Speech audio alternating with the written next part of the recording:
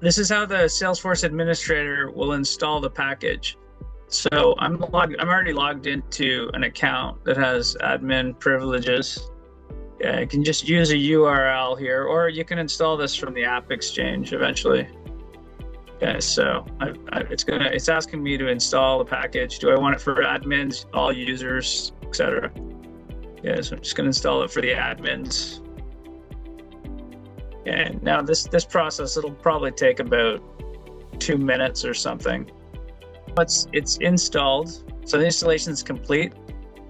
So when I go into Salesforce, it's now available. The app is now available in Salesforce. So it's right here. So I open this up, and now the admin will they'll configure it, and then they'll give permissions to the users who have access to this app. And now if I'm a Salesforce user that's logged in and I want to actually connect to it, it's a simple process. The first time I try to access a page from the new installed ReachStack app, I'll be prompted to log in and connect my account. So that's what this page is showing me. I'm just going to click here. I have my login credentials.